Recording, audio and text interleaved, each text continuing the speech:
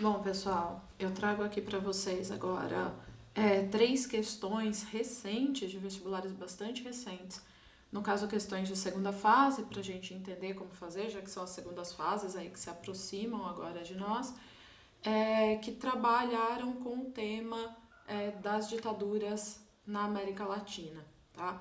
Essa é uma primeira questão, uma questão da Unesp de 2014. Ela começava com uma imagem que tinha ali, né, um grupo de mulheres trazendo um lenço na cabeça, e a frase que está lá: aparição com vida de los detenidos, dos presos, Madres de Plaza de Maio. Bom, e aí o texto que trazia pra gente: há 40 anos, as primeiras mães da Praça de Maio, como só ficariam conhecidas depois, saíram a reclamar a reaparição com vida de seus filhos sequestrados. Já distante 30 de abril de 77, elas compunham um grupo de apenas 14. Então aqui ela tá, né? O texto começa a gente falando pra gente quem são as mães da Praça de Maio, de alguma forma, porque mostra que elas vieram lá para reclamar em torno dos seus filhos sequestrados pela ditadura, e que quando ela surgiu, elas eram um grupo bastante pequeno, 14 mães.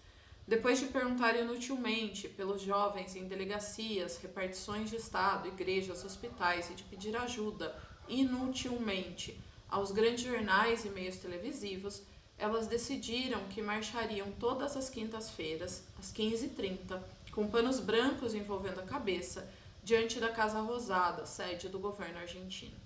Esse parágrafo ele mostra mais ou menos como é o surgimento do grupo, né? Da onde elas vieram, por que elas surgiram. O fato de serem logo identificadas como as loucas da Praça de Maio diz muito não apenas sobre o machismo da sociedade argentina daquele tempo, mas também sobre o alto teor de cumplicidade, medo ou covardia de grande parte dos argentinos diante de um problema que ia se fazendo cada vez mais presente. Dia após dia, corriam boca a boca novas histórias de pessoas que iam sendo sequestradas pelos agentes da repressão da ditadura militar. Então elas foram chamadas de loucas, e ele vai mostrar que isso é uma relação com o machismo da sociedade argentina, porque é um grupo majoritariamente de mulheres, mas também mostra a cumplicidade, o medo, ou mesmo que ele fala, né, da covardia. Afinal de contas, falar sobre o assunto para muita gente tinha significado a morte, né? Então havia um medo, havia muita gente que concordava com o que a ditadura vinha fazendo, havia uma ideia de não querer se meter mesmo dentro do assunto naquele momento.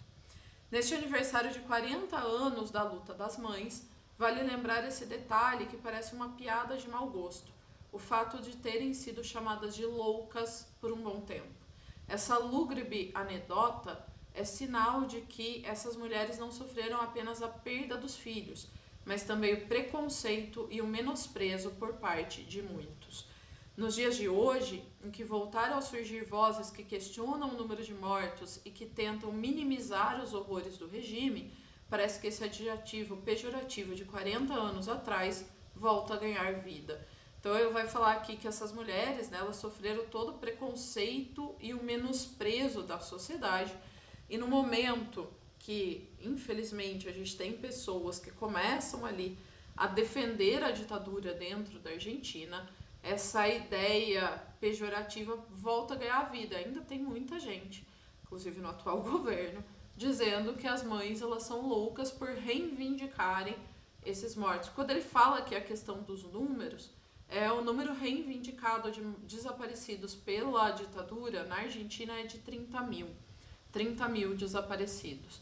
Mais do que você identificar cada um desses 30 mil por nome, idade ou qualquer coisa assim, o número dos 30 mil se tornou na Argentina um grande símbolo da luta pela justiça, né? Quando você fala de 30 mil pessoas atingidas, você está falando de toda uma sociedade. Então, é óbvio que o número real pode ser menor, mas questionar esse número passa muito mais pela ideia de questionar a ideia de que o que aconteceu foi algo terrível, do que efetivamente por falar precisamos de um número exato para julgar, ou seja lá pelo que for.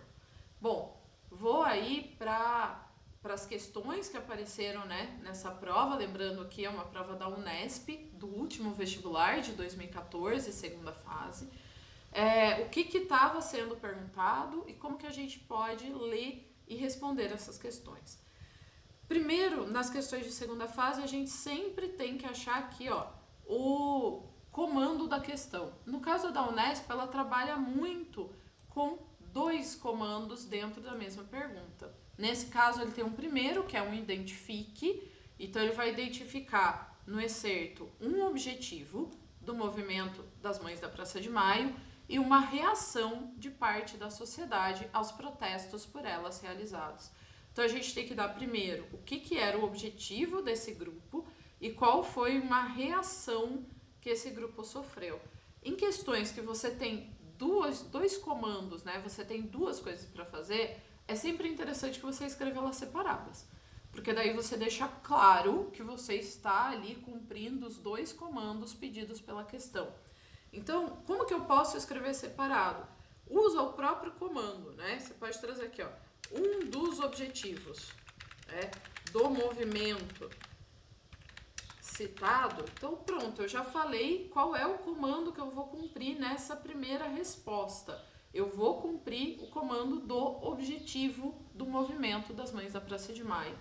O objetivo está aqui no excerto, né? Essas mulheres, elas saíram para tentar conseguir informações, para reclamar a reaparição, né, dos seus filhos, como eles falam aqui, e elas decidiram marchar ali dentro da sede, né, na frente da sede do governo, em busca de informações. Elas já tinham perguntado em vários lugares sobre o que tinha acontecido com seus filhos, então elas estavam ali de novo para perguntar e para exigir. Eu posso trazer qualquer um dos 2, tá, gente? Eu posso colocar um dos objetivos do movimento citado era conseguir informações sobre o destino dos desaparecidos políticos, ou aqui, ainda dentro dos objetivos, né? Então, ainda estou no mesmo comando.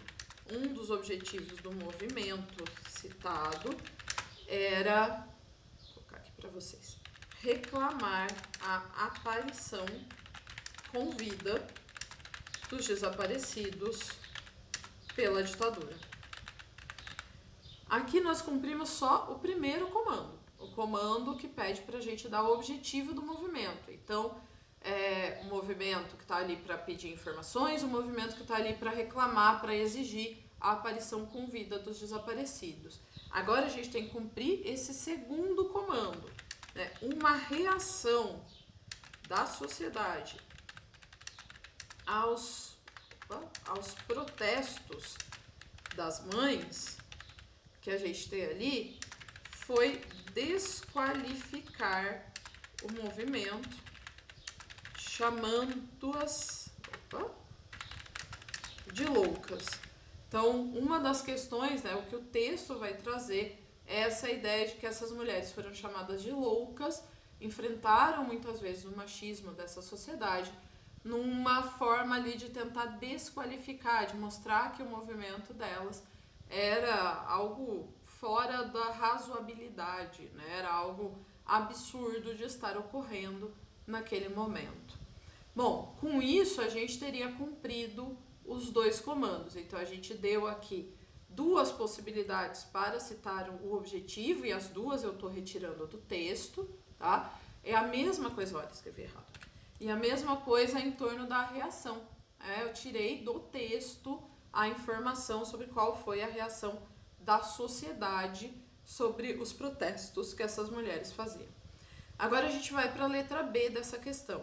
Ela pede, ó, contextualize a situação política dominante no Cone Sul da América nos anos 70. Primeiro comando, a gente tem que falar qual era a situação política dominante, né, majoritária ali nos anos 70. Segundo comando, indique um acontecimento essencial para a mudança política na Argentina no início dos anos 80. Bom, o primeiro comando, quando ele pede para falar qual era a condição política dominante, ele provavelmente é o mais simples aqui dessa questão, né? Naquele momento, nos anos 70, os países do Cone Sul eram governados por ditaduras militares. Então a gente vê ali ditaduras para tudo quanto é lado dentro do Cone Sul, tá? Uruguai, Argentina, Chile, Brasil, Paraguai, todo mundo tendo as suas ditaduras militares. Então esse é um contexto simples, a gente está contextualizando, então eu preciso dar algumas informações. Já falei que eram ditaduras militares que se baseavam, estou contextualizando, estou dizendo qual era o contexto ali vivido, na doutrina de segurança nacional, né, aquela que a gente estudou lá no vídeo sobre ditadura no Brasil, mas como eu havia dito, ele vale para a América Latina, e implementavam o terror de Estado. Então aqui eu dei o contexto em que esses países viviam durante os anos 70, mas não é só isso que a questão pediu. Ela também pediu um acontecimento essencial para a mudança política na Argentina no início dos anos 80. Que mudança que ele está falando? Você sair da ditadura e você passar a viver a democracia, né? A Argentina é o primeiro país que vai fazer esse contexto. O acontecimento essencial que permite essa mudança política na Argentina foi a derrota na Guerra das Malvinas, derrota argentina, né? Na Guerra das Malvinas, que fez a ditadura perder legitimidade. E se eu quiser complementar, eu posso acrescentar aqui que junto com a crise econômica ampliou os protestos populares e provocou a redemocratização do país. Essencial aqui é aparecer a Guerra das Malvinas. A derrota ali em 82 é o grande evento para essa mudança política que acontece na Argentina.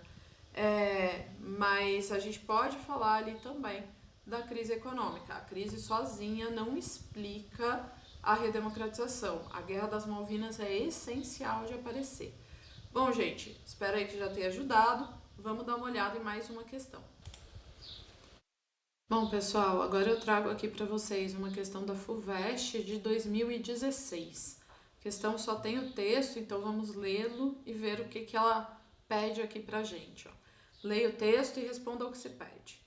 Em operação militar aeronaval, que se estendeu pela madrugada de quinta-feira e pela manhã de ontem, fuzileiros navais e soldados do exército argentino ocuparam as Ilhas Malvinas, as Falklands para os ingleses. Então ele está falando aqui da ocupação das Ilhas Malvinas, as Geórgias e Sanduíche do Sul, pondo fim de forma abrupta a negociações diplomáticas que vinham sendo mantidas nos últimos dias entre os dois países. O presidente argentino, general Leopoldo Galtieri, então um general que estava na presidência, justificou a invasão afirmando que o Reino Unido se havia apossado desses territórios por meios predatórios. E acrescentou que a Argentina não se curvará diante de um desenvolvimento intimidador das Forças Armadas Britânicas que estão ameaçando com o uso indiscriminado da força.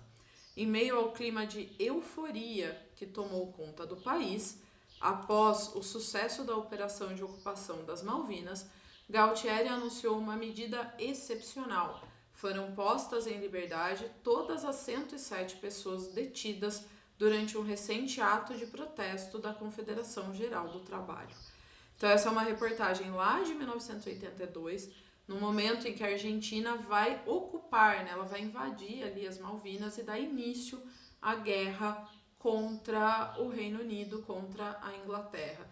E ele fala aqui, né, que num primeiro momento isso gera um clima de euforia dentro do país. A reivindicação era antiga, ela vem desde a independência da Argentina, a reivindicação de recuperação das Ilhas Malvinas. E num primeiro momento, apesar de se tratar da ditadura, houve um amplo apoio ali à ideia de se fazer essa guerra e recuperar esse território. Bom, vamos para as questões.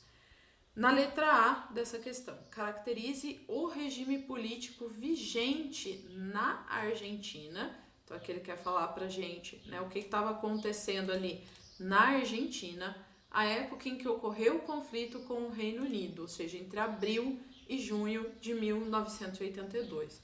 A Argentina, naquele momento, é o que a gente falou, vivia uma ditadura militar. Tá?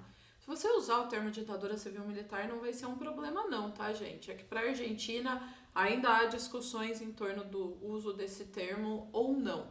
Só que se eu só falar isso, ela vivia uma ditadura militar, eu não estou dando nenhuma característica do regime. Eu preciso trazer características, eu preciso mostrar que ditadura é essa, né? Como que ela agia. Então eu posso falar que ela é de caráter bastante conservador, violenta e com medidas de cunho liberal na economia. A ditadura argentina foi marcada pelas desaparições políticas e pela crise econômica. Então eu estou aqui dando algumas características desse regime. É um governo extremamente conservador, um governo violento, caráter conservador, então violento, e que teve ali as suas medidas liberais, nada parecida com o Chile, mas que vai enfrentar uma crise econômica gigantesca ao longo dos anos em que governou o país. Bom, aqui a gente deu características, a gente falou como ela funciona, como ela agiu, qual é a ideologia, né, a ideia conservadora que está ali dentro. Aí a gente pode ir para a letra B. Indique duas mudanças. Então, ele está pedindo para a gente indicar duas mudanças, só que ele pede aqui, ó, que uma dessas mudanças seja uma mudança política e a outra seja uma mudança econômica, provocados pela derrota da Argentina nessa guerra. Então, eu tenho que dar duas mudanças, mas eu tenho que lembrar que uma deve trazer, né, uma questão política, já a outra precisa trazer uma questão econômica. Então, eu posso trazer aqui, em relação às mudanças, ou melhor, né, a gente vai indicar uma mudança política, o fim da ditadura militar na Argentina. Como eu disse na questão anterior, eu não consigo pensar o fim da ditadura na Argentina se eu não pensar necessariamente a Guerra das Malvinas. Tá? Ela foi importantíssima para deslegitimar o regime militar, para deslegitimar os militares que governavam o país. Em relação a uma mudança econômica, eu posso falar de um agravamento da crise econômica em decorrência dos gastos. Olha, escrevi decorrência errado. Em decorrência dos gastos com a guerra. Toda guerra gera gastos econômicos. No caso de um país que já vinha, né, passando ali por uma crise, essa guerra vai trazer um problema econômico ainda maior. Então aqui eu cumpri os critérios porque eu consegui apresentar uma mudança política e eu consegui apresentar uma mudança econômica. Tá? Por fim, a letra C dessa questão, ela pedia, levando em conta que, além de outras motivações, a guerra a que se refere o texto implicou também aspectos geopolíticos, né? Então a gente tem aqui aspectos geopolíticos, discorra sobre a importância estratégica das ilhas envolvidas nesse conflito. Qual que é a importância estratégica das ilhas ali das Malvinas? As Malvinas, ou se você quiser chamar as Falklands, permitem acesso e controle do Atlântico Sul. Né? Elas permitem você acessar, você ter uma base ali no Atlântico Sul, mas elas também permitem o domínio, o controle dessa região, sendo, portanto, importantes para o Reino Unido e para a Argentina. No caso da Argentina, a gente ainda pode falar de um aspecto importante, que é a questão de unir a população, né? Então, no caso argentino, a causa das Malvinas também servia como um fator de unidade interna.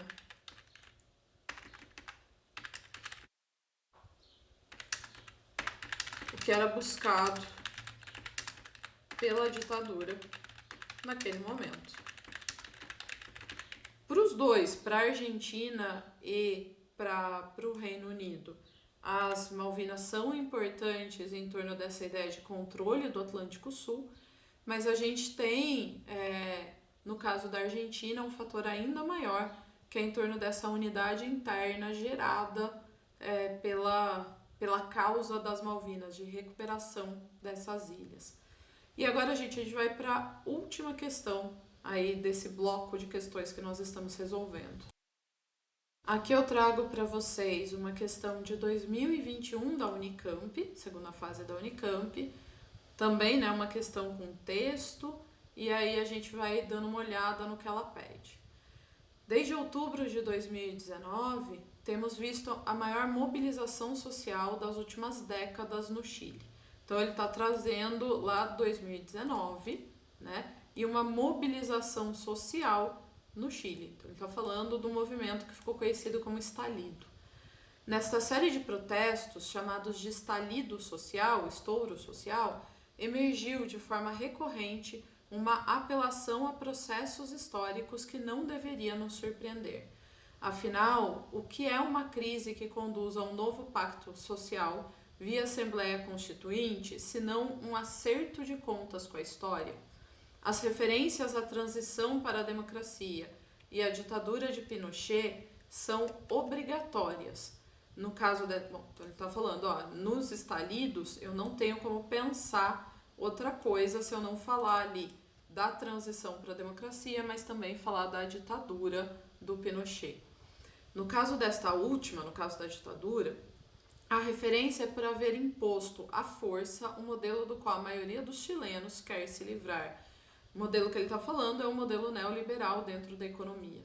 A Constituição de 1980 tem ocupado um lugar central no debate, para lembrar que no Chile não há uma Constituição verdadeiramente democrática. Por quê? 1980 ainda é governo Pinochet, gente. Então essa Constituição aqui, que se mantém dentro do Chile, era uma Constituição ditatorial, feita pela ditadura ali do governo Pinochet. E ele trouxe aqui, a data do governo Pinochet, né? Então bastava a gente olhar a ditadura do Pinochet, tem a data, com a data da Constituição, que seria possível a gente entender do que ele está falando. Bom, vamos para as questões.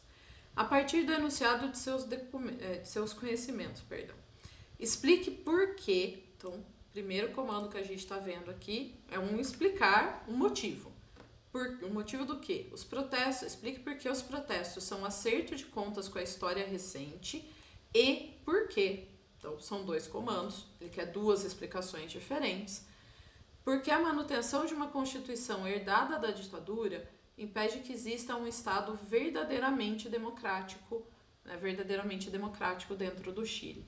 Bom, primeira coisa que a gente pode falar é que se você tem essa ideia de uma Constituição que ela é feita pela ditadura, ela não vai trazer no seu âmago, na sua essência, aquilo que foi desejado pela população, mas ela vai trazer aquilo que foi desejado por um governo autoritário que se impôs sobre essa população. Então a gente pode começar pela segunda parte da questão ali, a manutenção de uma Constituição. Constituição, isso. Herdada da ditadura. Até aqui eu só tô copiando o texto, tá, gente? Então, eu tô trazendo, para formular uma boa resposta, eu tô trazendo ali o primeiro comando, né? Para eu separar do que eu tô falando. Impede um Estado verdadeiramente democrático, porque só copiei texto, não respondi nada ainda.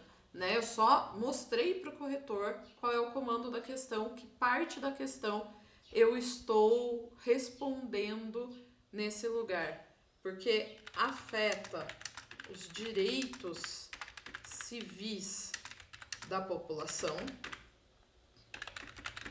Opa.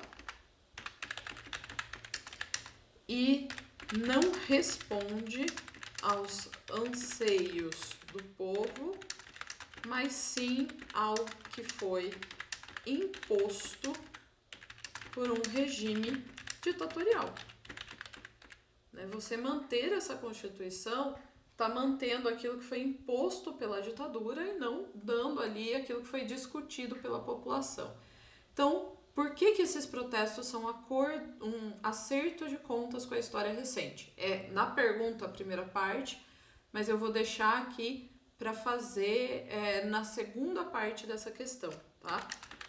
Os protestos são sempre que tem dois comandos, gente, é bom a gente mostrar o que a gente está respondendo. Então, eu sempre começo reproduzindo uma parte da questão para a gente mostrar para o corretor, ó, eu entendi que são dois comandos e eu estou respondendo os dois, tá? Então, começo assim, né? Os protestos são um acerto de contas com a história recente. Não respondi absolutamente nada até agora. Eu apenas mostrei qual é o comando da questão que eu estou disposto a responder aqui. Porque questionam os resquícios, né? Aquilo que sobrou da ditadura. E também as políticas neoliberais impostas pela ditadura chilena nos anos 70, 80. Fazendo isso, eu consegui fazer as duas partes da questão. Eu expliquei por que a manutenção da Constituição impede que exista um Estado verdadeiramente democrático, e eu expliquei por que é um acerto de contas, né, que estava aqui dentro... Opa, perdão, é isso que eu quero aqui. Que estava dentro da questão, por que é um acerto de contas com a história. O que é você acertar contas com a história? É você questionar aquilo que foi feito, é você mostrar a insatisfação, é você marcar que aquilo era um problema. Então, ela está questionando a ditadura e a política neoliberal que a ditadura impôs aí para o Chile durante a sua vigência. Bom, vamos para a letra B dessa questão. Indique uma prática. Então, o comando da questão é para a gente indicar, mostrar uma prática de repressão da ditadura, tá? Falar uma prática da repressão e comentar por que esta prática viola os direitos humanos. Então, a gente tem que não só dar a prática, mas a gente tem que falar como ela viola os direitos humanos dentro do país. Eu posso, por exemplo, citar aqui a prática da tortura. Como que a tortura viola os direitos humanos? A violação da integridade física de uma pessoa é uma violação aos direitos humanos. Eu posso citar a censura, a violação à liberdade de expressão, ficou violação, viola, gente, mas é um jeito aqui da gente, né, marcar efetivamente o que está acontecendo. Os direitos humanos, os desaparecimentos, os assassinatos, né, ao atentar à vida das pessoas, o Estado ditatorial estava violando os direitos humanos. Então eu tenho que trazer ali que prática de direitos humanos eles estão violando. Tortura viola a integridade física. desaparecimento, assassinato, viola o direito à vida, censura viola o direito à liberdade de expressão. Então eu tenho que relacionar corretamente qual é a prática de repressão e qual tipo de direito ela estava violando dentro dessa questão, tá bom? Bom, gente, espero aí que isso tenha ajudado a entender um pouquinho melhor como esses assuntos aparecem dentro das provas e espero que essas segundas fases aí que vão chegar sejam muito tranquilas para vocês. Até breve, nós ainda temos aula, tá? Espera aí as próximas semanas que a gente ainda tem mais revisão para fazer. Um abraço!